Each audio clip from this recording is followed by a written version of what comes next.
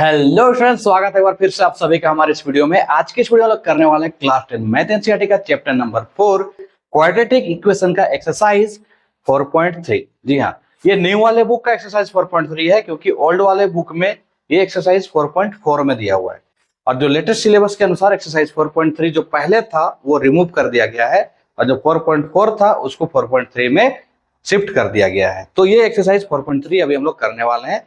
इससे पहले हम लोगों ने क्वाड्रेटिक इक्वेशन का इंट्रोडक्शन, साथ ही साथ इसका जितना भी एक्सरसाइज 4.1 एक्सरसाइज 4.2 का हर एक क्वेश्चन को सोल्व कर लिया है।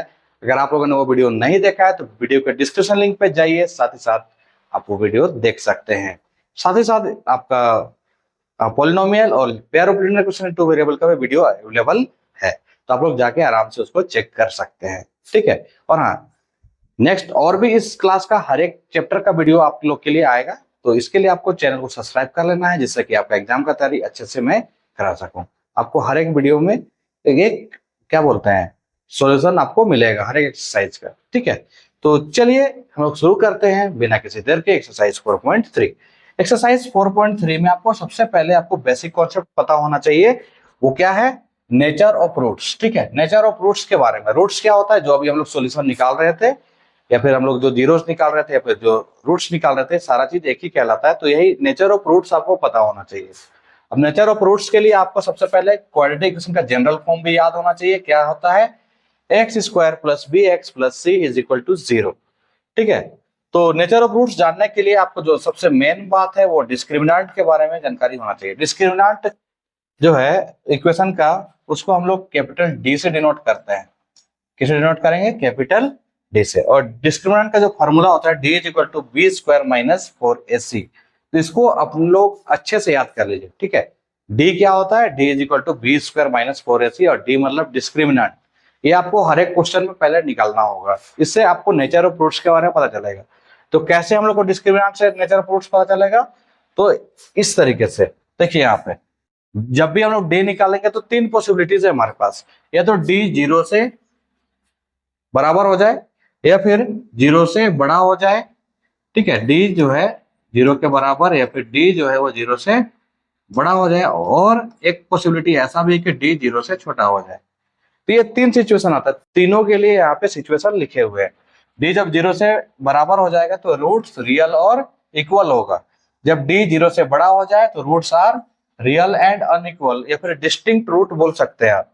अब जब डी 0 से छोटा हो जाए तो रूट्स आर नॉट रियल। जब रूट्स नॉट रियल हो जाए तो इसको हम लोग को सोल्व नहीं करना है, हम लोग को सोल्व करना है डी इज इक्वल टू 0 वाला केस और डी इज ग्रेटर देन 0 वाला केस। ठीक है, तो इसको आप लोग को अच्छे से याद कर लेना है और इसको आप लोग स्क्रीनशॉट लेके इसको अच्छे से नोट डाउन कर लीजिएगा। ठीक है, इसको मैं इरेज कर देता हूं जो भी मैंने नोटेशन किया था। ठीक है, तो ये आप लोग का क्लियर है, इसको अच्छे से स्क्रीनशॉट लेके लिख लेना है। ठीक है, अब इसके बाद जब अगर डी 0 से बराबर हो जाए या फिर बड़ा हो जाए तो आपको क्वाड्रेटिक फार्मूला लगा के इसको सोल्व करना है। तो क्वाड्रेटिक फार्मूला क्या होता है? सिंपल सा बात है, यहाँ पे वही बात लिखा हुआ है, x square plus b x plus c is equal to 0। कब निकालना है? जब बी स्क्वायर माइनस 4ac जो है वो 0 से बड़ा या फिर बराबर हो जाए। तो इसके लिए x का जो फॉर्मूला होता है minus B plus minus root under b square minus 4ac by में 2a। ठीक है, ये फॉर्मूला बहुत ही इंपॉर्टेंट है। ये इस फॉर्मूले को हम लोग बोलते हैं क्वाड्रेटिक फार्मूला। ठीक है, और इसी क्वाड्रेटिक फार्मूला में अगर आप ध्यान से देखिएगा बी स्क्वायर माइनस 4ac है, उसको अगर हम लोग डी से रिप्लेस कर दें तो हम लोग का फार्मूला जो है कुछ इस प्रकार से बन जाएगा, x is equal to minus B plus minus root under D by में 2a।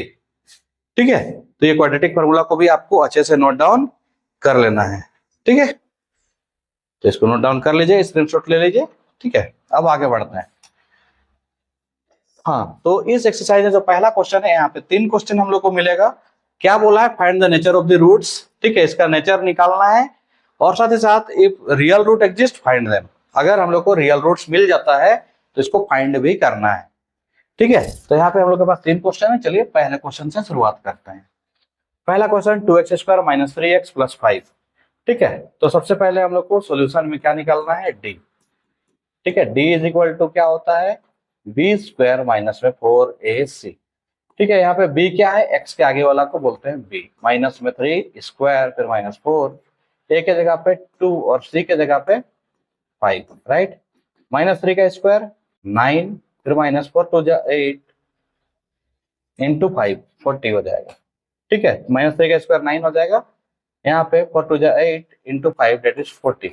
क्या आ गया आपका? माइनस में 31, ठीक है। माइनस में 31 अगर आ गया तो ये लेस देन 0 है, लेस देन 0 है मतलब हम लोग लिख सकते हैं since d is less than 0 therefore real root, आप बताइए एग्जिस्ट करेगा क्या?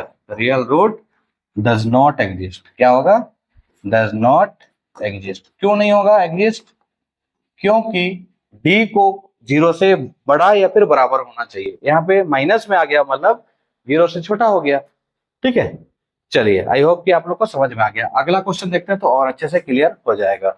यहाँ पे देखिए 3x स्क्वायर माइनस 4 और 3x प्लस में 4 है, तो आपका सॉल्यूशन ध्यान से देखिए क्या हो जाएगा।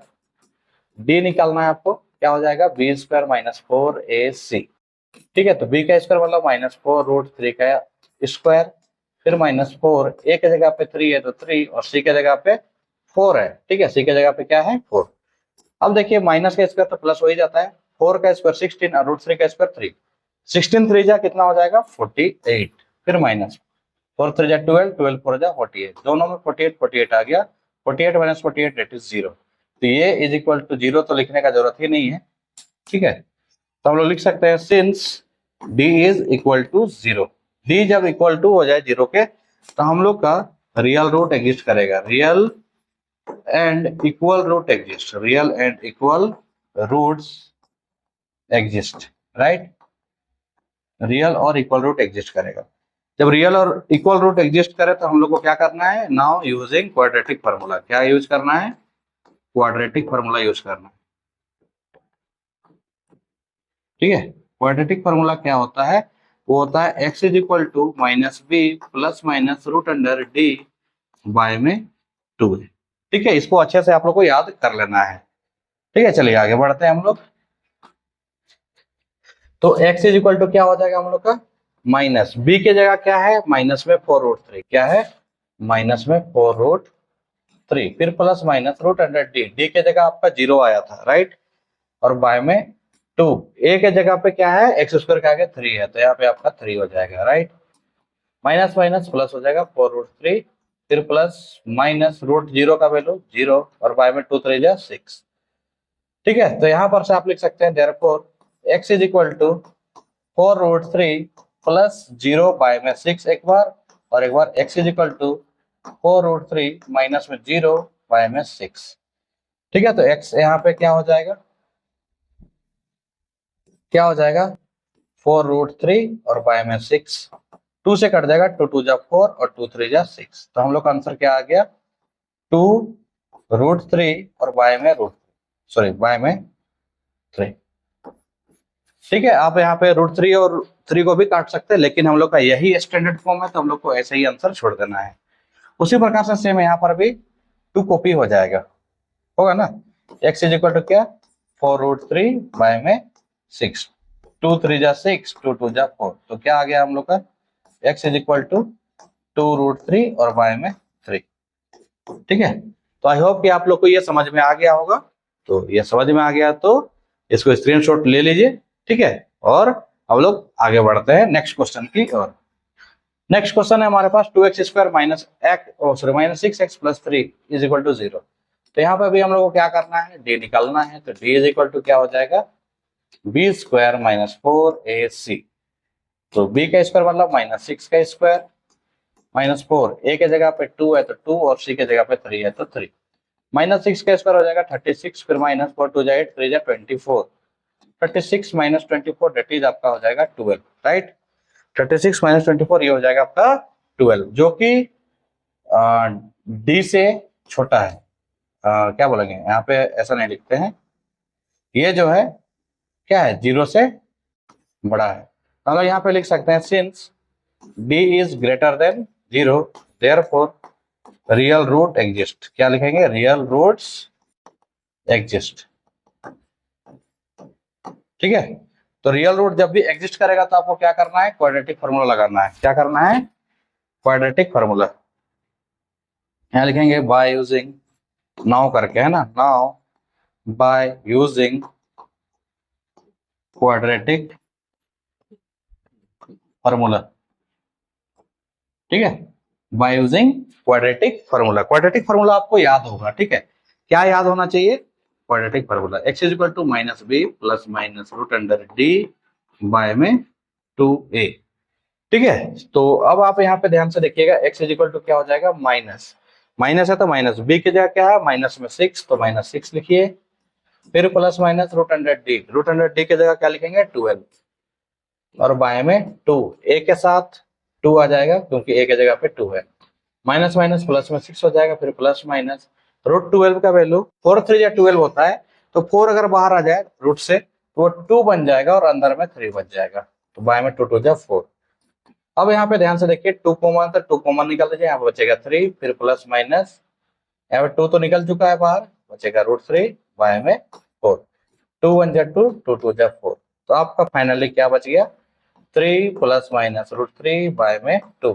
तो अब आप लिख सकते हैं, अब आप लिख सकते हैं therefore x is equal to एक बार 3 प्लस रूट 3 बाय में 2 and x is equal to 3 minus root 3, ठीक है, 3 माइनस रूट 3 और बाय में 2, ठीक है। तो इस तरीके से आपका x का वैल्यू आराम से आ जाएगा, ठीक है।